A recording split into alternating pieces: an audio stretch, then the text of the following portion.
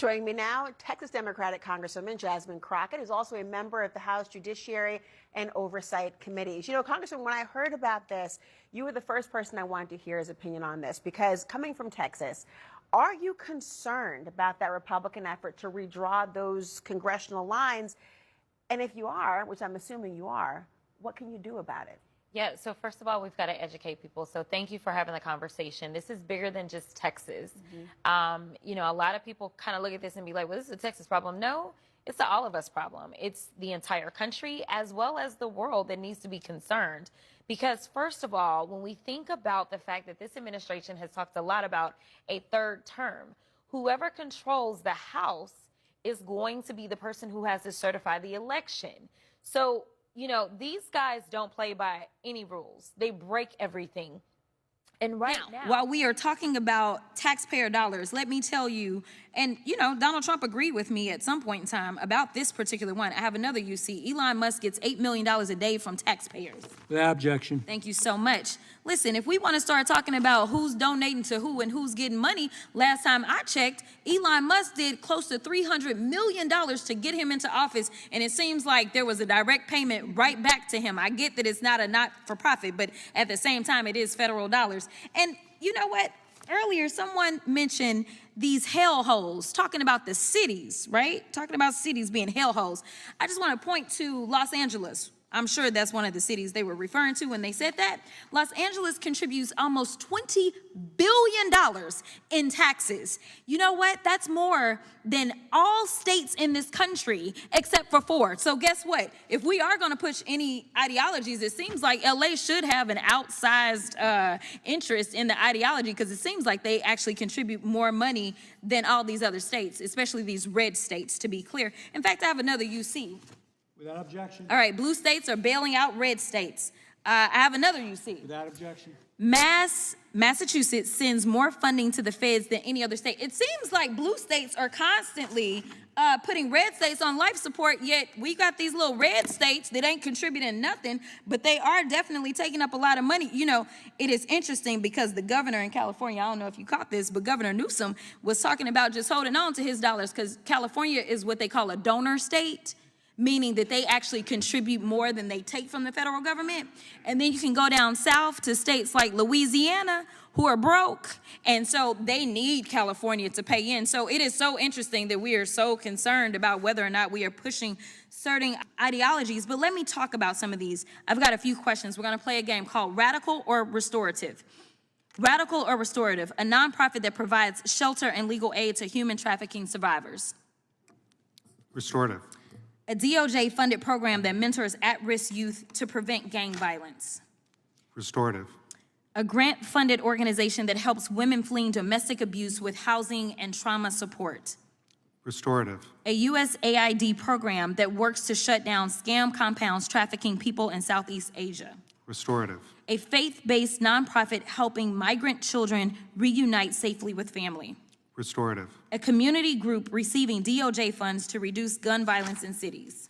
Restorative. And the final one is a global initiative that prevents trafficking and keeps people from being forced into labor or sold into exploitation.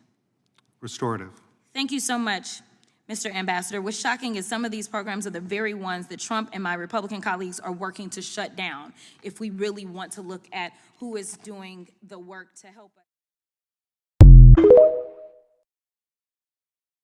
They are specifically deciding to splinter the communities of common interest, as well as just blatantly say, we are going to dilute minority voices. So we know that the courts, ever since we've had a Voting Rights Act, have always found this state to be intentionally discriminatory. That is what they are going to do. So I need people of color to understand that the scheme of the Republicans has consistently been to make sure that they mute our voices so that they can go ahead and have an oversized say in this. So I fully anticipate that's exactly where they're going with this map. It's the only way to do it. We didn't understand how we got to the map that they gave us last time, because that state was grown by 95% people of color. They went out of their way to make sure that we got 0 new seats for people of color. It hasn't quite been said clearly that Texas has always been found to be intentionally discriminatory. And so I want y'all to understand the makeup of my state. The state is a majority minority state. And what this legislature historically has done is what they plan to do again, is to dilute the voices of people of color in order to make sure that they can get to where they're trying to go. We saw this Department of Justice decided to put out a letter, and what did they do? We only have 4 seats that are represented by black folk, where the vast majority of the people that get to decide who they have represent them are black. They decided to attack 3 of the 4 seats that we have in the state. They decided to go after a Latina. They are specifically deciding to splinter the communities of common interest, as well as just blatantly say, we are going to dilute minority voices. So we know that the courts, ever since we've had a Voting Rights Act, have always found this state to be intentionally discriminatory. That is what they are going to do.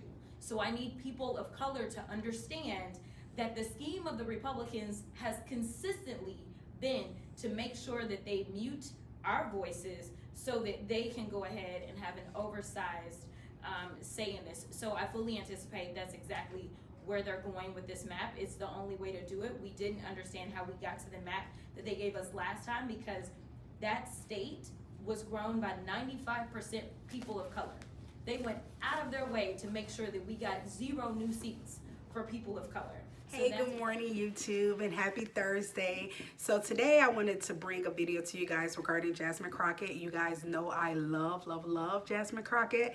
And so I put just some clips together of Jasmine Crockett basically doing the Lord's work and just talking about a lot of issues that are facing our country. She's talking about the redistricting in Texas and the Republicans, their concerted effort, a plan to basically eliminate minority voices. So I'm going to put the clip at the beginning of the video, so you guys should have already seen the clip. And so yeah, I wanted to talk to you guys about that. I also wanted to talk to you guys about the Gavin Newsom piece, because I know a lot of people seem to have a problem with Gavin Newsom. Even I did some content on another platform, and there were people who were saying that, oh, no one wants Gavin and all of these things because he's running California into the ground. I don't necessarily agree with that, but I don't live in California. But I also look at statistics and data and numbers. California is it has a surplus, and it's considered a donor state. And what that means is California contributes more to the federal government than the federal government contributes to California. So we have red states like your Louisianas that basically have so many issues with the way that California is being ran. However, California funds Louisiana. So that's another thing that people need to, I'm sorry, I was looking at somebody. That's another thing people need to take into consideration. California has a surplus. It's a donor state. California contributes, I believe, $20 billion to the federal government, but they have a surplus of 8.3 billion, would it be? A surplus with the federal government, which makes it a donor state, which means, like I said previously, California contributes more to the federal government than the federal government contributes to California. So when a lot of people are saying that, and that's true by and large, it's blue states bail out and fund red states. If you look at red states and look at their economy and look what they contribute to the federal government, it's not even comparable to what blue states contribute to the federal government. So it's always asinine and ridiculous to me when I hear people from red states say that they want to kind of succeed from California or New York. I remember Marjorie Taylor Greene kind of pushed that narrative a couple of years ago, and she was basically advocating for secession and saying that, like, basically red states should stay with red states and blue states should stay with blue states. If that happens federally, regarding federal money, regarding funding, those red states will crumble because the blue states finance the red states. So as much as you don't like blue state politics, whether or not it's regarding abortion or trans rights or LGBTQ rights or DEI, whatever your issue is regarding blue states and their ideologies and their perspectives or their policies, if you're in a red state, you shouldn't advocate to succeed from blue states, because blue states fund red states for the most part. You're New York, you're Chicago, you're LA. They are, I know for sure that California has a surplus. They are a donor state. I'm not exactly sure if it's the same for New York, but I would probably I would think that it is. So a lot of times when people talk, it's because they don't, they're not presenting the full picture. Louisiana, places like Louisiana, some parts of Texas, like those places, they contribute very little to the federal government. They need and they take more from the federal government. And you got to think about hurricane relief, tornadoes, all of those things. Like they're requesting more federal dollars than they're giving. And so those things need to be taken into consideration. Another thing she talked about, and I don't want to give this too much attention because I know it's just kind of like distraction, but Donald Trump basically was saying that she's low IQ. We know that it's kind of like I guess a dig or a insult that he used for people of color in particular. He used it for everybody because he has a low vocabulary. So low IQ, those are things, those is little things that he likes to say. I want you guys, I'm not even going to give you the list of Jasmine Crockett's credentials. Google her. Google her. Google her. Google the school she went to. Google her credentials. Google her degrees. Google her, just Google her. Just Google her. It's so funny to me because I remember regarding Ketanji Brown, Justice Ketanji Brown, I got so worked up when people were referring to her as DEI and all of those things. And I'm like, Angel, why are you getting so worked up with people who refuse to use Google? If you think Jasmine Crockett is low IQ and she's not intelligent, she's not successful, she's not accomplished, all you have to do is Google her credentials. Just Google her. So Donald Trump says she's low IQ and all of those things. Google says differently. Her resume says differently. Her law degree says differently. The school she graduated from says differently. Her Google her. Google my girl. Just Google her. That's all. So yeah, I just kind of wanted to bring just a small video to you guys regarding Jasmine Crockett. You guys know I love her. I love her. I love the way she speaks. She is absolutely the messenger. I have a couple of clips where Hakeem Jeffries stood to the back and it's like, Hakeem, please, that's what you do, because I'm gonna be very honest and transparent with you guys like I always do. I am not happy with Hakeem Jeffries. I'm not. I feel like he pays a lot of lip service and that's all he does.